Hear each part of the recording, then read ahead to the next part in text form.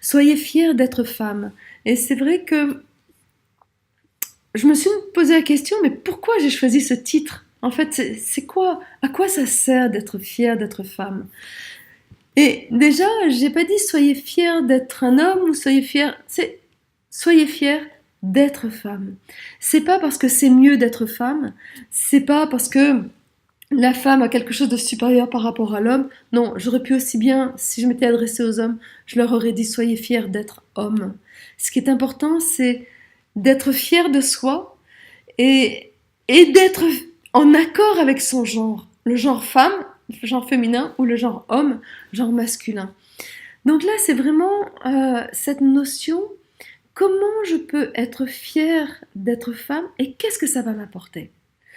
Quand j'ai franchi le pas et je dois dire quand j'ai osé être fière de moi, ça n'a pas été facile pour moi.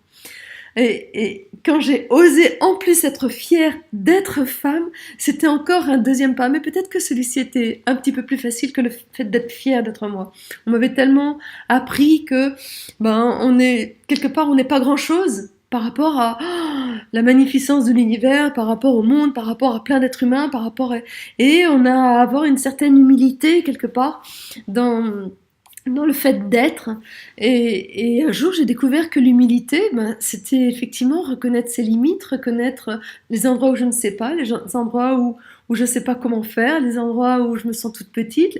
Mais c'est aussi reconnaître là où je suis performante, où je suis puissante, là où je suis belle, là où je suis rayonnante. C'est tous ces espaces-là. C'est-à-dire que l'humilité, c'est pas juste un côté, c'est les deux. Et c'est vraiment, je pourrais dire que le fait d'être fière de moi, c'était un chemin d'humilité. De pouvoir accueillir tous les espaces de moi et de pouvoir faire corps avec moi, c'est-à-dire pouvoir faire corps avec ce que je suis. Et ça m'a permis d'être vraiment bien dans ma peau. Et ce qui est amusant, c'est que en étant bien dans ma peau, de mieux en mieux dans ma peau, parce que ça ne s'est pas fait comme ça du jour au lendemain, ça s'est fait petit à petit, mais en étant bien dans ma peau, mon corps s'est libéré de plein de tensions, de plein de douleurs, ce qui fait qu'il est devenu beaucoup plus fluide. Du coup, je suis beaucoup mieux dans ma peau et ça me donne envie d'être encore mieux dans ma peau. Donc c'est très encourageant, ce qui fait que je ne suis plus dans le il faut que je fasse de l'exercice pour être bien dans ma peau. Non, c'est waouh, c'est trop génial, ça m'appelle vraiment à être dans mon corps et à être en harmonie avec mon corps. Et en même temps, ce qui en découle, c'est que je pétille. Et c'est ce qu'on me renvoie à plein de webconférences. Justement, on me dit waouh, mais c'est génial ton pétillement, la manière dont tu communiques. Et c'est ça. C'est le fait d'avoir fait corps avec moi, d'être revenu à moi et d'être en paix quelque part avec ce que je suis, qui fait que je suis bien dans ma peau, donc je pétille, ça me fait du bien et ça me rend extrêmement joyeuse. C'est-à-dire que j'ai une joie profonde qui habite le fond de moi, même si je peux avoir de la tristesse, je peux avoir de la peur, je peux avoir de la colère, je peux avoir tout ça et c'est ok. Dire que je peux avoir de la joie et de la tristesse à la fois. C'est vraiment cette notion d'être revenu chez moi et d'être en accord avec ce que je suis, ce qui fait que je fais les choses en fonction de ce qui fait sens pour moi, en fonction de ce qui m'habite, en fonction de mes valeurs, et non plus en fonction de ce que l'autre attend ou de ce que j'ai l'impression que l'autre attend. Et ça m'a fait gagner du temps, mais c'était incroyable, parce que je me prends plus la tête. C'est-à-dire, je retrouve la spontanéité. Et ça m'a aussi permis de pouvoir compter sur moi. Je suis quelqu'un, je suis quelqu'un, je suis quelqu'un qui a de la valeur. Du coup, je peux compter sur moi, je suis là pour moi. Et ça, c'est inestimable. Ça m'a permis de pouvoir me rendre compte que j'étais responsable de tout ce que je faisais, que j'étais responsable de mes choix, que j'étais responsable de la manière dont je faisais ces choix. Du coup, je ne peux m'en prendre qu'à moi. Et ça a énormément simplifié mes relations. Et ce que j'ai appris, c'est à ne m'en prendre qu'à moi, mais avec tendresse. J'ai appris à avoir beaucoup de tendresse avec moi. Et en même temps, et ça a été les choses peut-être les plus délicates, euh, j'ai appris à demander de l'aide. J'ai appris à dire que je savais pas. J'ai appris aussi à ne pas en avoir honte et à savourer de pouvoir me laisser porter, de pouvoir compter sur l'autre, de pouvoir m'appuyer sur l'autre quand j'en ai besoin. Et ça a été très difficile pour moi. Et en même temps, c'est vraiment... comment je peux être fière en disant que je sais pas faire? Comment est-ce que ça peut ne pas m'achever quelque part? Et je me rends compte que tout ça, ça me permet effectivement, de sourire à la vie, même si c'est un bien grand mot, la vie, mais pour moi, c'est la base de mon quotidien. C'est comment ça sourit à l'intérieur de moi, et en même temps, je sens que la vie me sourit, alors qu'avant, je j'avais pas l'impression que la vie me souriait. Mais c'est juste parce que j'étais fermée, et du coup, je pouvais pas voir son sourire. Et là, le fait d'être fière de moi, ça m'a appris à m'ouvrir.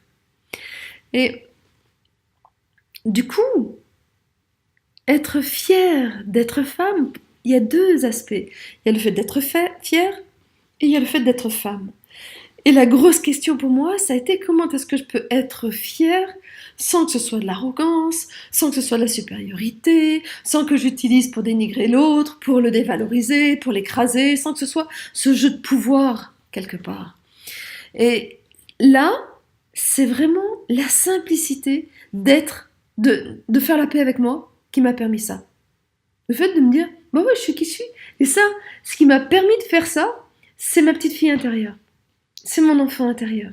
C'est cette innocence, cette spontanéité, cette joie aussi, quand je l'ai retrouvée, parce que pendant des années, je l'avais pas eu, donc ça fait quelques années que je l'expérimente, et que je l'expérimente de plus en plus, et que du coup, cette petite fille intérieure, qui n'est pas l'enfant blessé, c'est vraiment mon énergie de vie quelque part, qui effectivement, elle m'invite à... Vous voyez l'innocence de l'enfant. Quand l'enfant est là, qui fait ses premiers pas, qui fait ses premiers sourires, qui s'émerveille, qui, qui joue, il y a une fierté à l'intérieur. Il y a un port, il y a une dignité, il y a tout ça chez l'enfant. Et du coup, ma petite fille intérieure, elle m'aide à trouver ça dans mon corps de femme, dans ma taille adulte, quelque part. Et effectivement, cet enfant intérieur, ça m'a vraiment donné envie de jouer, d'amener du jeu dans mon quotidien. Donc ça amène énormément de légèreté. Et tout ça, ça m'a permis quelque chose de très important. Alors je sais pas trop qu'est-ce qui est imbriqué dans quel sens, mais ça m'a permis de m'apporter des signes de reconnaissance, et de me reconnaître moi, de reconnaître ma valeur, et de la savourer, ma valeur. Ouais, mais je suis femme, je suis moi, je suis unique. J'ai fait plein de choses, quelle que soit la manière dont je l'ai fait, quel que soit le résultat que ça a donné. Ça n'empêche que j'ai fait plein de choses dans ma vie. Et ça, je peux en être fière. Et ça m'a permis d'occuper ma place, et de me légitimer à ma place. Pour moi, c'est un point de départ qui est primordial. Dans mon chemin de vie, ça a été waouh, ah ouais, je peux occuper ma place et en être fière. Fière même si je me trompe. Et après, il y avait qu'est-ce que c'est qu'être femme? Qu'est-ce que c'est qu'être femme, et comment est-ce que je peux être fière d'être femme? Et ça, c'est en ouvrant ma vulnérabilité, en accueillant ma vulnérabilité, que j'ai trouvé le chemin de ma féminité.